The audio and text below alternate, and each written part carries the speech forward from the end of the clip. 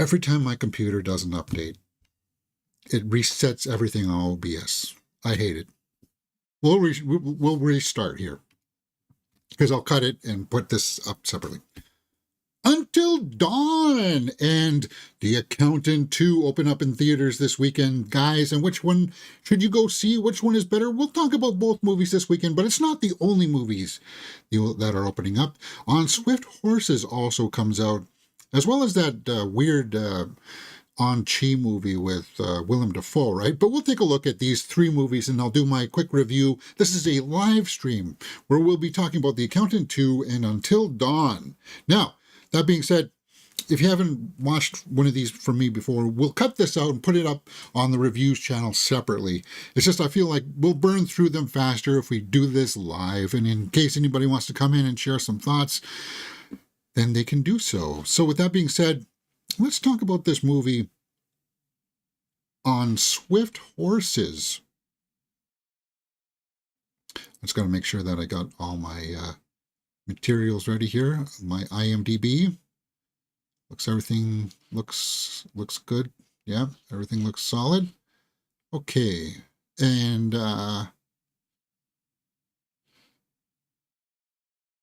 think we're ready to rock and roll.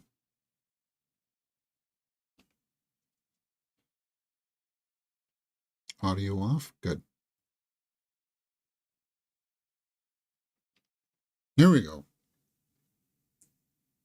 On Swift Horses movie review. Welcome to Mirror Domains. On Swift Horses stars Daisy Edgar Jones, Will Poulter, Diego Calva, and Jacob Elordi. And it tells the tale of Muriel and her husband Lee that are about to begin a new bright life, which is upended by the arrival of Lee's brother. Now, if you saw the trailers for this, guys, it looks like it's a period piece, in which it is.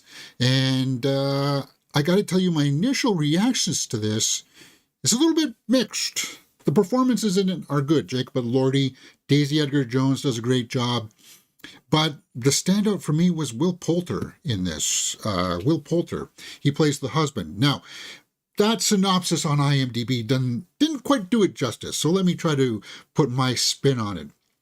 Jacob Elordi is the brother to Will Poulter, and Will Poulter is married to Daisy Edgar Jones. Oh, is there going to be a love triangle? Because, well, you look at the trailers for this, and at the beginning, he's a war veteran coming in. There's for some reason, a shot of him shirtless on the top of their car, and he's like, okay, I know where this is going. No, you don't know where this is going. Basically, Jacob Elordi and Daisy Edgar Jones are kind of not good people. They're scumbags. And it's okay. We've seen movies about scumbags before, and they don't respect the relationships that they're in.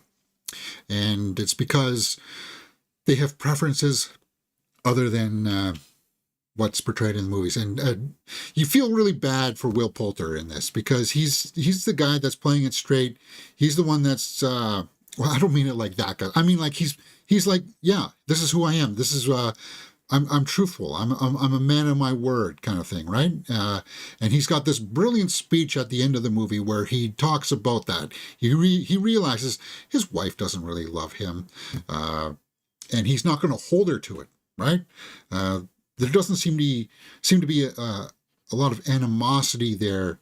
He accepts it because his brother is also like that. He's seen that his brother had just torn through relationships, and he sees that, oh, I'm on this side too. You're not really in love with me. You're just using me, right? And it's a tale like that. And if you can understand that, then you might get value out of this. The thing is that because you've got two storylines going on, you got the Will Poulter, Daisy Edgar Jones story going on, and then you've got this side story with Diego Calva and Jacob Elordi, and it feels like the director was trying to balance the two very well. Well, they were not very well, actually, to tell you the truth. It really destroyed the pacing of this movie. So for me, at the midpoint, I was like, get rid of the Jacob Elordi stuff. I want to go back to the Daisy Edgar Jones storyline, because that, like, we get it. He's in love with the guy, and he's a gambling addict, and he gets himself into trouble, and he's not really all that likable. But you are kind of interested in her character because she's got this thing where she's using her smarts to help out her life situations, right? To bet on horses because she works in a cafe where all these bettors come in and she hears all the tips and stuff like that. And that was fascinating. But you want to see how she's going to start to reveal her true self to Will Poulter, and you feel so bad for the guy at the end. And I think the movie was trying to be like a revelation of, hey, this is the tragic story of people coming to realize who they are, and if they hurt people along the way, then so be it, right? I don't necessarily like that message, but it's like this is the troubles that this community had in this time period. But man, you feel so bad for Will Poulter because he got used so bad and strung along, and it's like, dude, oh my god. And at the end of it, you're just like, for the runtime of an hour and 57 minutes, you just feel like you yourself have been abused watching this, because you don't really root for them to really fall in love or find love, right? You don't really root for that, for at least the way that's not the way I was looking at it. What we'll do is we'll take a look at the tomato meter here, but let's fill in some scores on my score sheet and figure out where we are. Acting, directing, and story are out of a possible 2 points. Cinematography and score are out of 1 point each.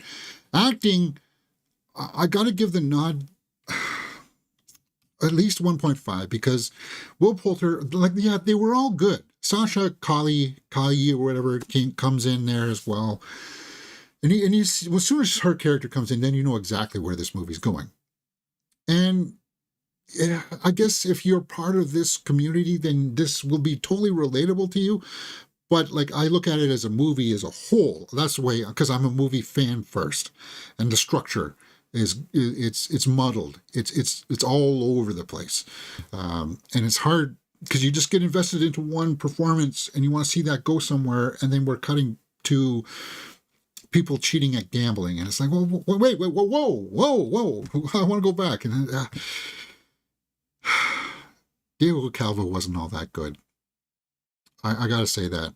I know that'll rub some people the wrong way. Directing, I got to give 1 point here because the execution of the story was not all that great. The story itself, I could see what they were trying to shoot for, but there's some like the technical aspects of the cinematography was decent. It's got some really good shots in there. So if I were going to give some points for that, I'll give some respect to that, especially the final shot there. He sort of, well, I guess without giving spoilers there. He's a very cinematic director, right? Okay, so we're sitting at 5 out of 10. Let's go over to the tomato meter and see what people are saying about this movie on Swift Horses and try to get a little bit of consensus here. 53%. Oi! Well, we're sitting at 5 right now, and after my watchability factor, let's see what people are saying about the criticisms here. William Bibiani, Minahan has made a film about embracing life when you're not legally allowed to, and he refuses to make it watching it a misery, no matter how rough it gets. No, it is kind of a misery because you're trashing all over Will Poulter here, and it sucks. It really sucks. Maxwell Rao, Chicago Reader, for a movie whose core metaphor is about gambling. Yeah, there's like this weird gambling thing going on, which, hey, is right up my alley. I like to play the odd occasional hand of poker. On Swift Horses rarely takes risks, sketching superficial characters that are more ideas than real people. Yeah, maybe that's what I didn't like about it. Because some of the characters are a little on the nose of, okay, well, we know what character she's going to serve in this story, the Sasha Kali character. We know exactly where it's going as soon as you see her, right? And I still also refuse to believe that maybe that's the way it is in this community where it's, no, because I'm walking around and I don't get hit on by guys. just doesn't happen. And this movie's portraying like that happens all the time. It's like, no, because if you do, then I'll be like, thank you, but no thanks. James, how dare you do that? You just insulted a whole bunch of people. Well, this is the kind of thing that this movie's trying to drum up those feelings in here. And as I said, you feel bad for the Will Poulter character because they're walking all over him. They're abusing him. He's got noble intentions of starting a family, looking out for his brother, and, coming back from this war that they were both in. And it's just like, yeah, maybe the 53% is warranted here. Maybe it is. Let's take a look at some audience reviews. On Swift Horses was a poignant film on the demons that were part of life during the silent generation. Daisy Edgar Jones undertook this both as producer and star. Okay, so that sounds a little bit biased. John, honestly, it was tasteful. It showed the meaning of love, that there is hope, never give up on love and who you love. Well, she doesn't really love anybody, though. She's the main character, and she doesn't really love anybody. She just uses people. She uses the Sasha Calle character. She uses Will Poulter's character, right? And I felt like the Jacob Elordi character was supposed to be, okay, this is how you are not supposed to go around doing this type of business. If you love somebody, or if you don't know that you love somebody, you shouldn't destroy other people while you're on that way. Step away from it. And I guess maybe at the end she does sort of do that. But they're trying to portray it as some kind of like, hey, this is the real positive message. And it's like, no, you've ruined people. You've destroyed people. And maybe that's what this movie is trying to say. That back in that time period, people's lives were ruined. And if that's the message, then message received, but it's I don't know. Maybe I'm being too hard on it. Look at the log line here. How much would you gamble for love? Hmm. Yeah. I heard to hop in the live chat. Let's take some live comments here before I wrap up my score sheet here. YouTube chat.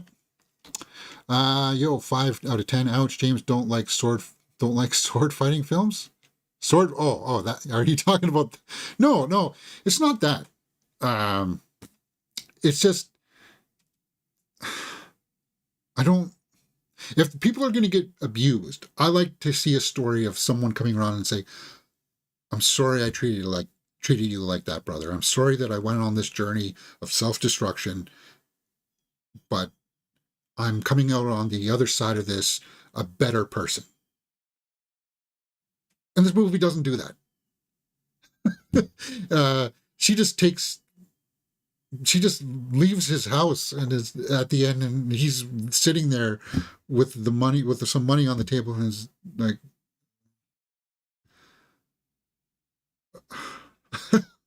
okay.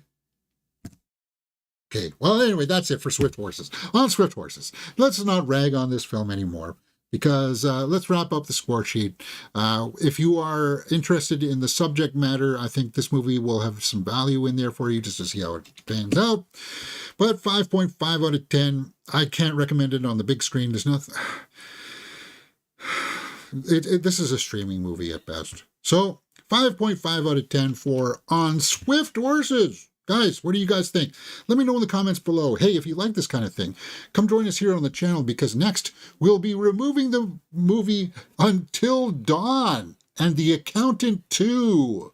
So, come join us here on Mirror Domains.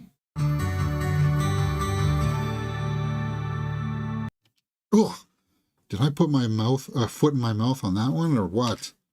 Wait, you got to be careful about this subject matter, because even though that I'm trying to say something honest about the film itself and the characters, one little thing can just make people think, oh, you're a bigot, oh, you're a hater. And it's like, no, I'm talking about the movie here, guys.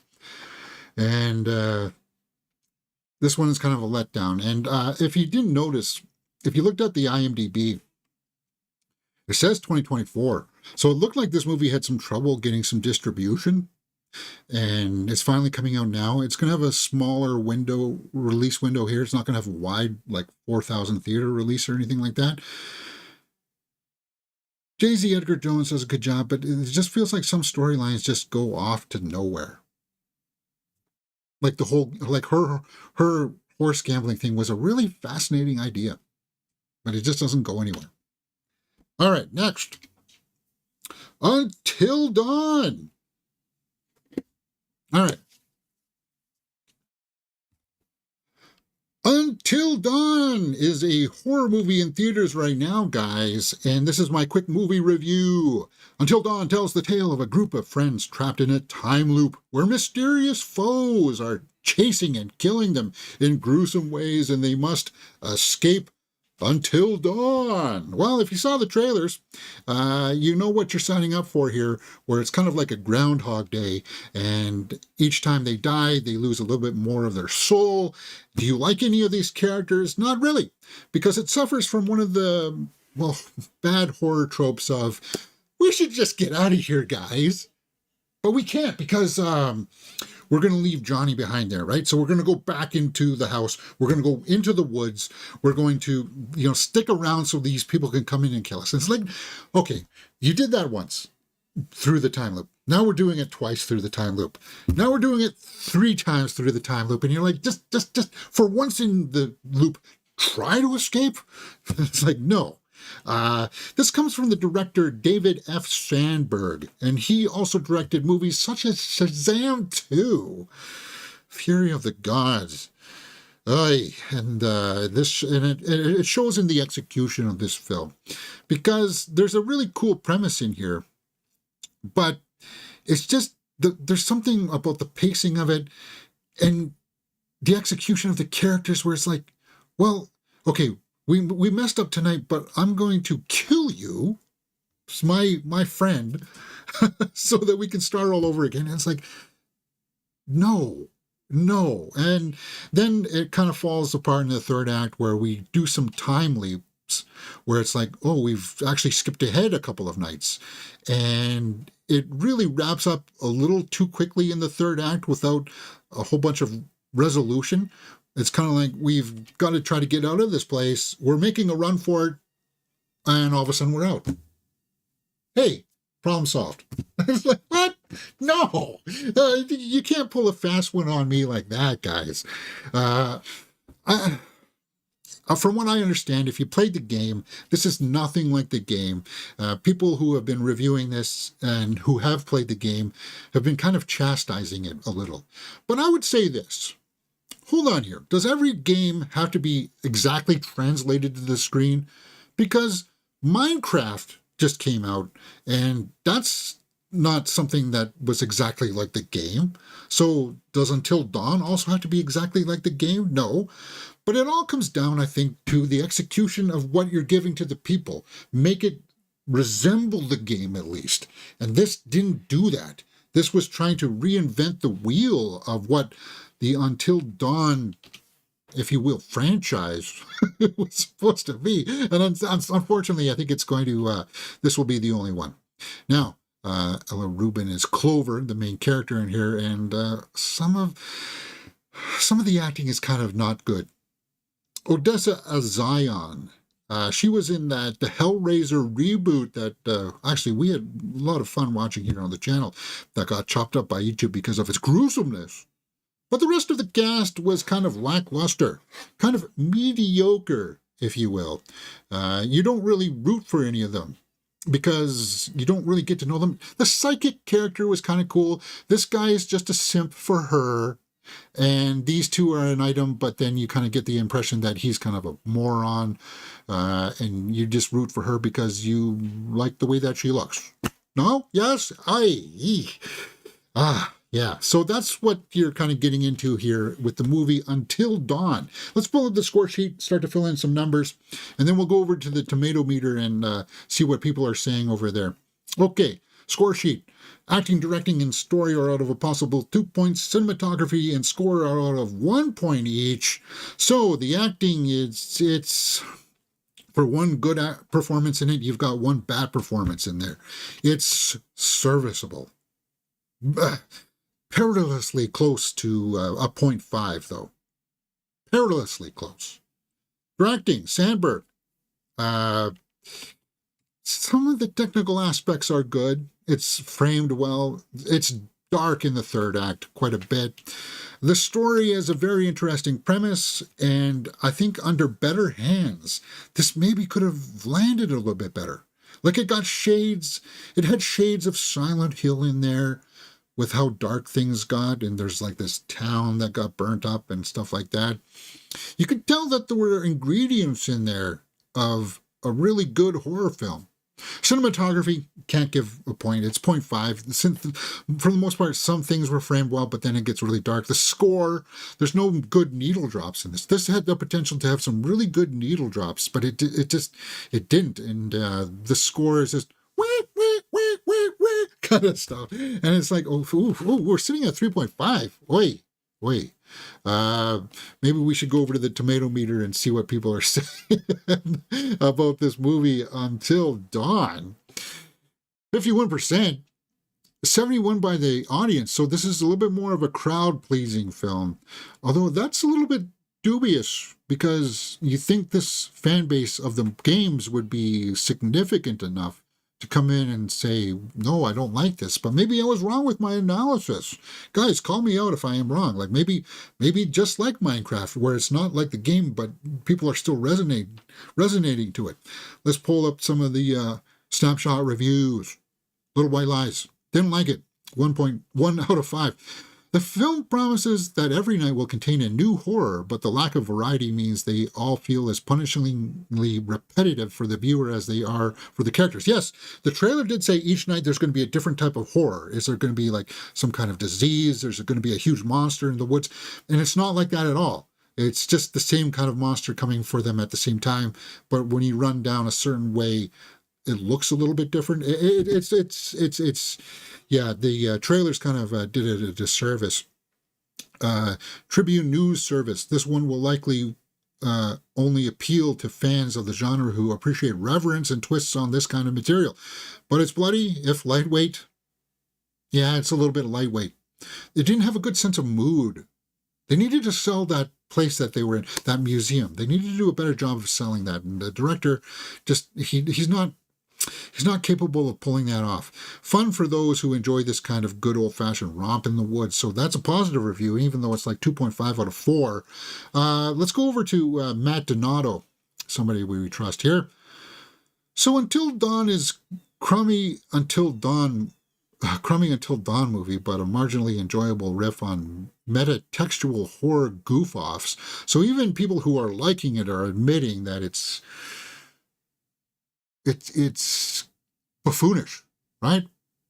Bibiani says, if you're looking for reasons to jump out of your seat, there are worse ways to spend your time.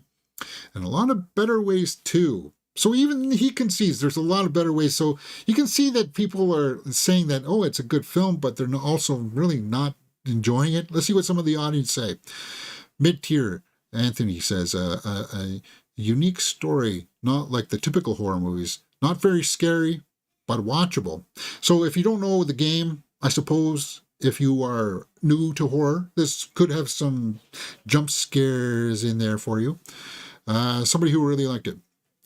I really liked it. I never played the game and watched this movie. I didn't feel like I had to understand what was going on. No, you didn't need to play the game. And if you did, then you were kind of upset. Each time it would start over for the characters was awesome. Was it, though? So there are a few moments that if you played the game, you feel like you are in on a joke and feel smug. Yet the biggest joke is the entire movie. Given a solid opportunity to bring this gripping story or game into the real life, no. Yeah, very good movie. Had a few jump scares. Yeah, so you're getting kind of a mix there, right? I guess the vocal fans of the game are not loud enough to break through the casual horror fan base here. And it's leaning towards being an audience crowd-pleasing film. Even though if you are a student of film and structure and execution, acting, then you're going to be more on the 51% side. But if you just want to go into this movie and you want to go out with your friends and just say, hey, we're going to watch a horror movie, and you're going to eat some popcorn, look on your phone for half of the film, maybe laugh here and there, then this might be your bag. But it wasn't mine. So let's go over to the score sheet and wrap this up and see where we land here. All right. Watchability factor, if you are interested in horror, that's a 0.5 right there. Right? 0.5? Not 5, James. 0.5. And if you like the game, that's worth checking out right there. 4.5. I think that's about right. For me, at least. Sandberg, he needs to go back to smaller films. He can't have a budget more than 10 million. He's got to prove himself again, right? So, yeah, it's not. It's definitely not Silent Hill. It's not Sinners. It's not. Well, even some of his earlier films, Annabelle Creation, it's definitely not that. Annabelle Creation was actually not bad. Lights Out was a small 15-minute short film that they kind of extended into a 90-minute piece that should have stayed as a 15-minute short piece. So he's got a mixed record here, this guy. So until dawn, let me know what you thought about it in the comments below, and we will talk about it. Next, we'll be talking about The Accountant 2. And then if you checked this out earlier, we talked about the movie on swift horses. So until dawn, let me know your comments in the comments section below, and we will talk about it. You're watching Mirror Domains.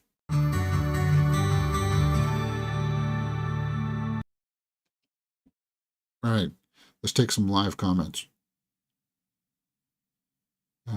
James, you got to turn on the live comments over here, not there. All right.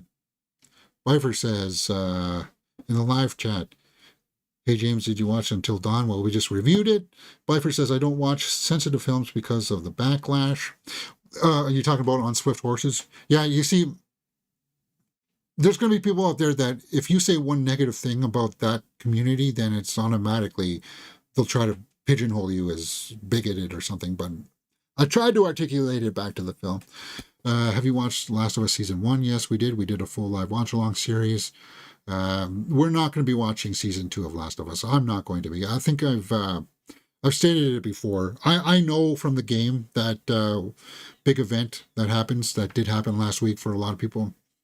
And for me, I've watched The Walking Dead. I've seen beloved characters get brutally, savagely murdered. I've seen that before.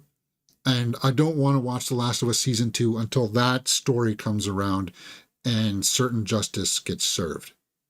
Because I don't want to be sitting on because it just makes you feel bad, right? Like the whole, it gave me Negan PTSD kind of thing. I know it comes, and we'll have to see. My thoughts about it are, The Last of Us Season 1 people watch because they like Joel and Ellie, right? But just like Mandalorian and Grogu, if they got separated, which they were going to do, people stopped watching. They didn't want to see that, right? So will they watch it with just Ellie? I don't know. And they just announced Season 3. Well, they announced the game, the part 2 of the game was going to get split up into 2 seasons. That's the way I understood it. Have you seen the new Alien Earth upcoming original series on Hulu? No, I haven't. I haven't, Chris. So there we are. Let's get into the final review, because I've got a jet here in a few minutes, because I'm going out to see Star Wars Episode 3, Revenge of the Sith. Re-release. It's in theaters again this weekend, and I thought that I would go to see it because I like to see that movie on the big screen. All right.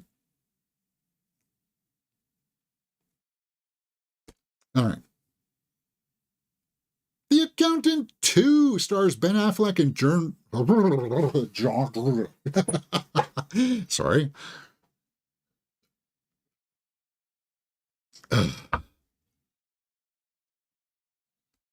The Accountant 2 Stars Ben Affleck and John Bernthal, and is a really good movie, guys.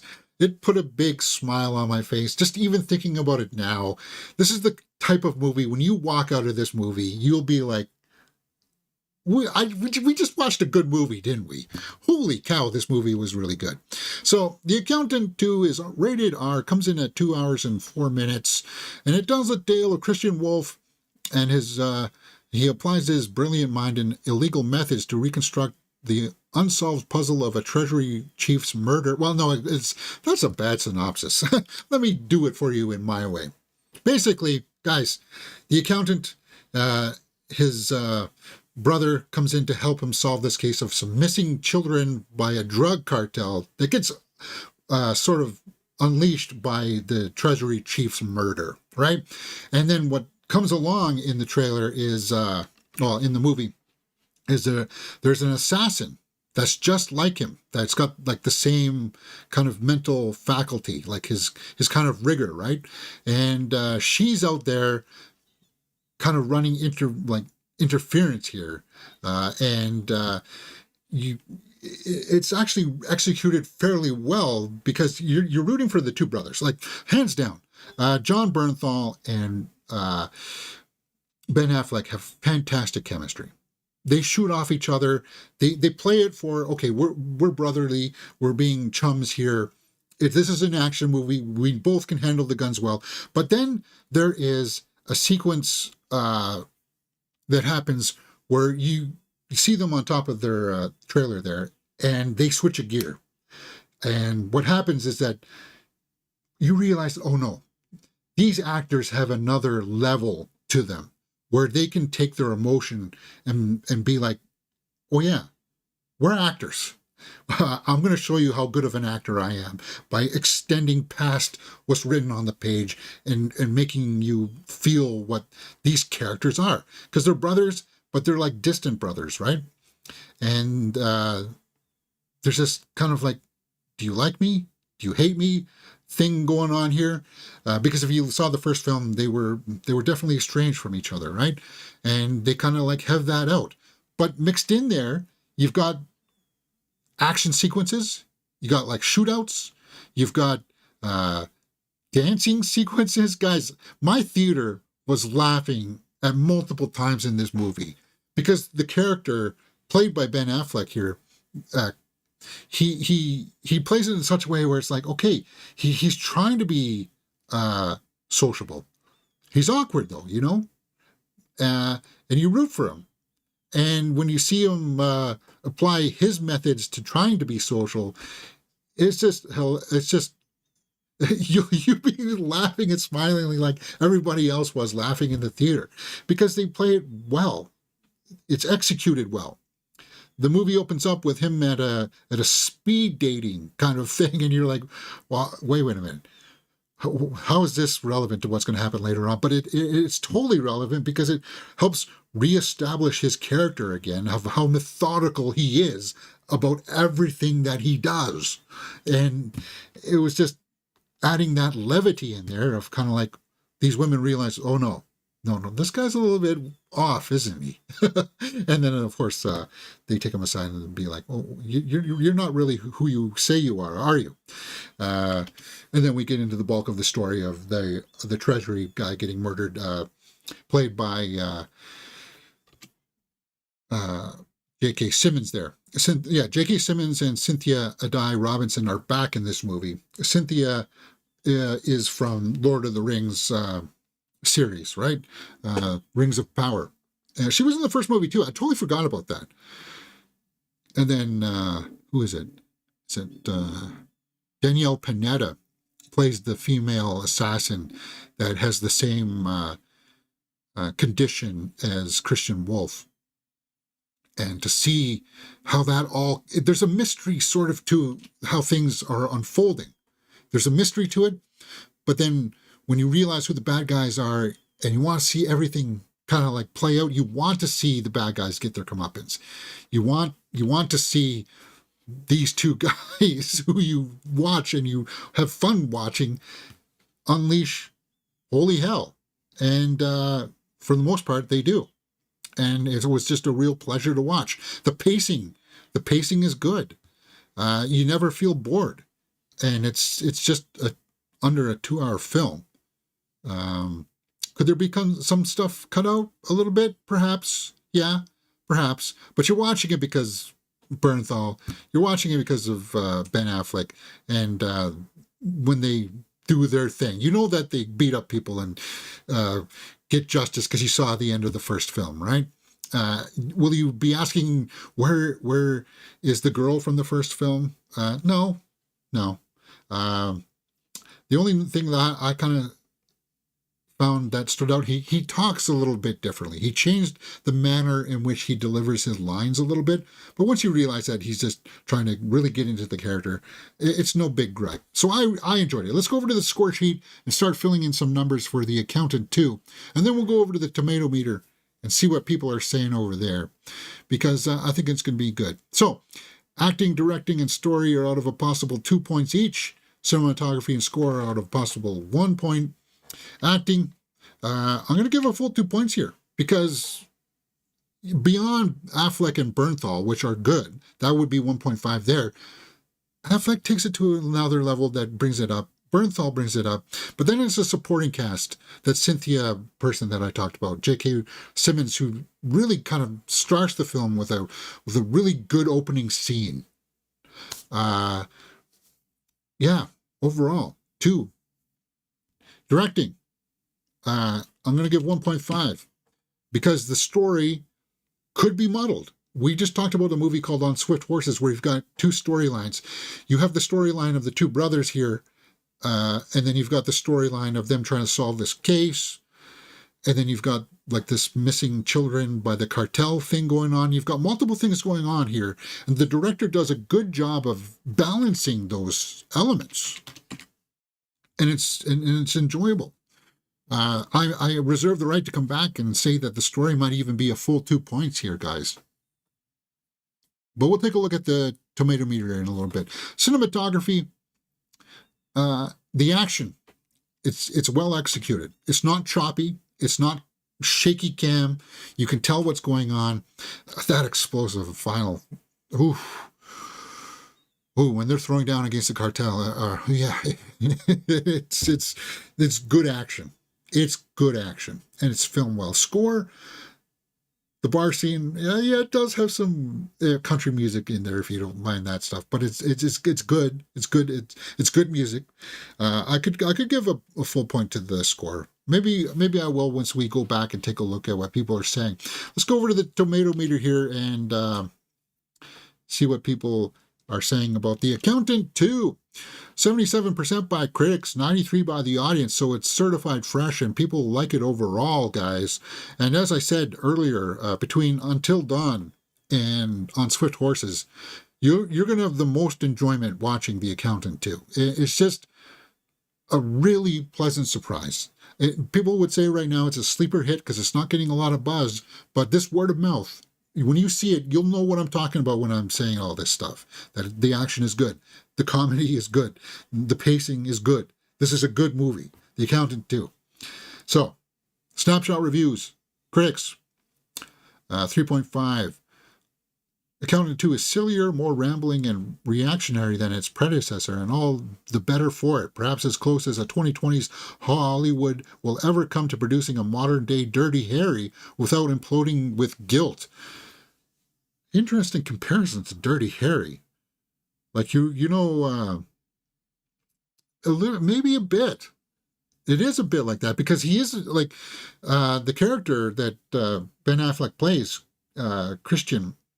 You know that he doesn't follow the law all the time. He does what he has to complete his task, right? So he's a bit like Reacher, but maybe even one more step beyond what Reacher does, right? Because his brother is also into that business. Somebody says here, the Time magazine, the tonal wobbliness of Accountant 2 is offset by all it does right. So they're acknowledging maybe that they don't like the tone a little bit. But I said that tone is good. So a film feeder, by my calculations, this is a misguided affair that, despite decent action and strong chemistry, moves that autism has quite a way to go in filmic present representation. So this is somebody who's maybe coming to the defense of autism, although he's got a version of autism, right? Uh, yeah, so maybe some people on that spectrum of that community may find it a little bit offensive because there's not only him like that in this movie. This movie expands the mythos of the accountant and introduces something called the orchestra, which is fascinating. It's kind of like it did what John Wick 2 did for John Wick, the series, by introducing the table. Right, the table was around in the first one, sort of. Maybe it was talked about, but we got to see the table a lot more in John Wick 2. And this showed us something called the orchestra, and I felt like all of that stuff was really, really fascinating. Let's go to the audience reviews. 5.5, Gary. I was surprised that a sequel could be this good, and so was I, man. Not as much killing as the first one, but more interaction between the brothers.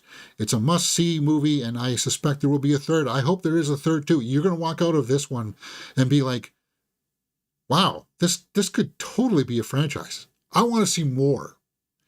And what The Accountant 2 does, that's not like, say, Taken. Remember, everybody liked the first Taken, and then it slowly started going downhill. This one seemed to be doing what John Wick did. It's slowly elevating now. It's building on it.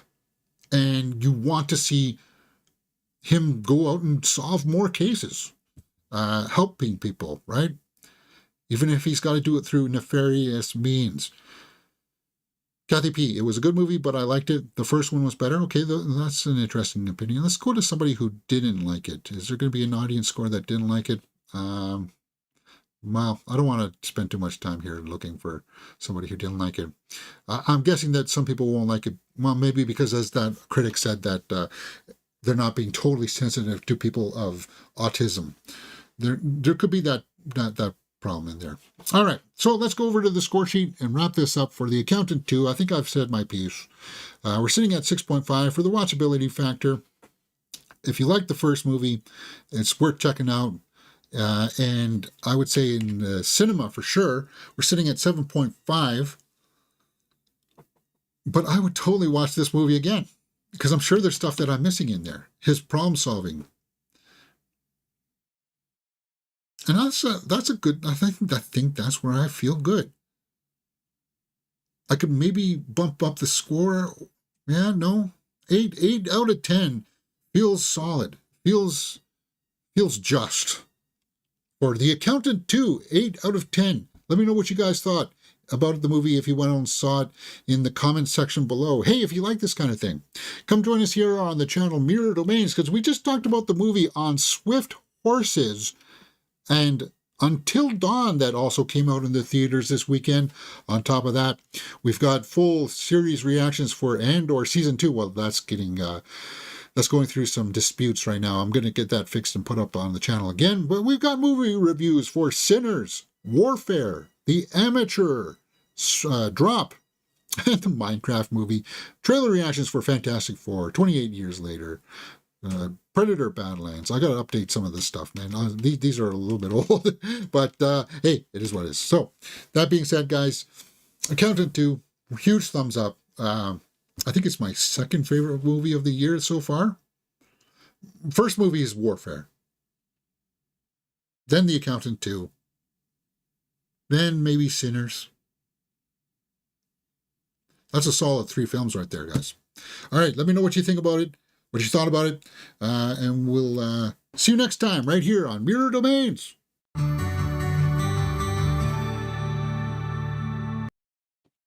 All right, let's take some live comments, and then we'll wrap this up because I got a jet.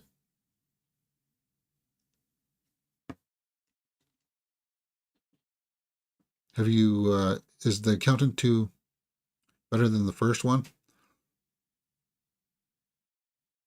Yeah, I think it is. I think The Accountant 2 is better than the first one. I really like the first one with Anna Kendrick. I thought Anna Kendrick and him had some fantastic chemistry. But then this one, just John Bernthal and him. It's just awesome to watch them. It truly is because they bounce off of each other so well. So that's pretty much it, guys. I'm going to see I'm going to the theaters to see Affleck. I haven't been to the theaters in 6 months, and I have all you can watch pass. Bifer says, "Yeah, I go see The Accountant, man, and Warfare is also good. As I said, Sinners is pretty good. The only other movie that's opening up this weekend is that Legend of Ochi movie, right? Uh, from Willem Dafoe. Is that what it is? Legend of Ochi. That's where's my theater listing here?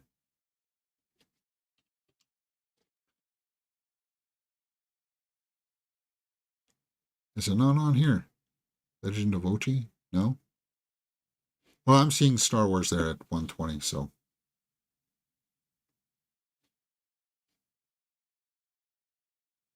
where is it? No, it's not Snow White.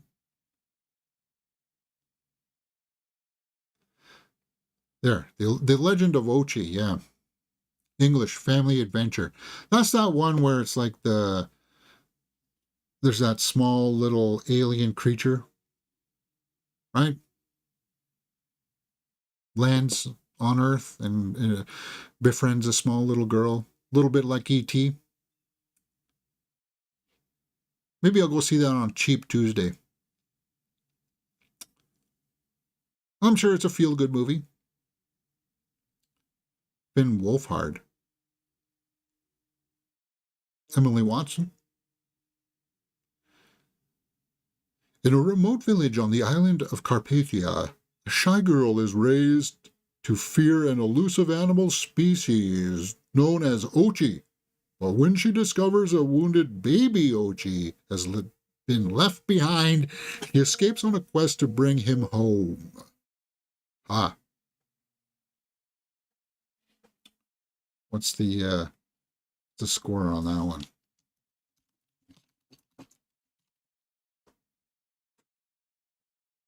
80%. So people are liking it. It's just I've already seen 3 movies, and I'm going to see a fourth one with Star Wars here in just a bit. So 5 movies in a weekend is a lot, guys. Even for me. Okay, we'll get there. Next week is Thunderbolts. So we'll have to see how that goes. Let's pull up the weekend box office here. So Sinners came in at #1 last week. Do I think The Accountant 2 or Until Dawn will do better than that? Let's say that Sinners takes a 50%. That's a generous 50%. Usually things are like 60, 65%. Let's say it drops down to, say, 30 million, 35 million. Can The Accountant 2 or Until Dawn do more than 30, 35 million? I don't know. What was let's see, Until Dawn Thursday.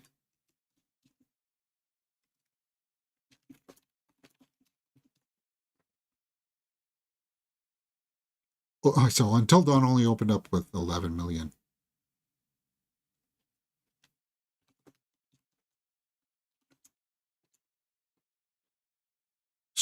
Accountant scored 2.5, but Revenge of the Sith had 3 million for its Thursday night. People are going to go see Star Wars, man. And people, as much as the older fans like Campy had said that the prequels are trash, a lot of the younger crowds really like the prequels. And if you can set aside what you thought they were supposed to be about, they're actually very well crafted films. We've done our watch alongs for that. So here's what I'm thinking is going to happen. Minecraft is on its 4th week, guys. Minecraft is not going to be retaining the 2nd place. I'm thinking Minecraft is going to tap out around, it's going to be down to about 20 million. this week. So I don't think that'll be beating until dawn. Until dawn will be beaten by that. But Minecraft is probably going to be somewhere around the 900 million mark in its run. It's done here in its domestic market. It's done. It's got maybe one more week, and then it's going to be out on streaming. So there you go. I'm going to say Sinners will be number one, but barely. And then I'm going to say The Accountant 2 with 22 million. Minecraft will be number 3.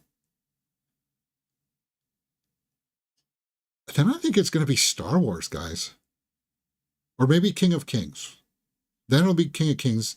Then Star Wars at 5. Until Dawn will be number 5 with 5 or 7 million. Or number 6 with 5 or 7 million. And on Swift Horses, that has no horse in this game. That's not going to get in there. That's what I'm thinking. Maybe Until Dawn will get the 5th spot. It really depends on how much Star Wars made. But we just saw from the Thursday night previews there that Star Wars, people are going to go see it. People are seeing it. All right, guys, thank you very much for joining me. I got a jet. Thank you for this. I'll chop this out later, and I got to publish my short review for The Accountant 2. My short review will be up in just about 10 minutes. I got to transfer it onto the phone and put it up. So see you next time. Enjoy your weekend right here from Mirror Domains.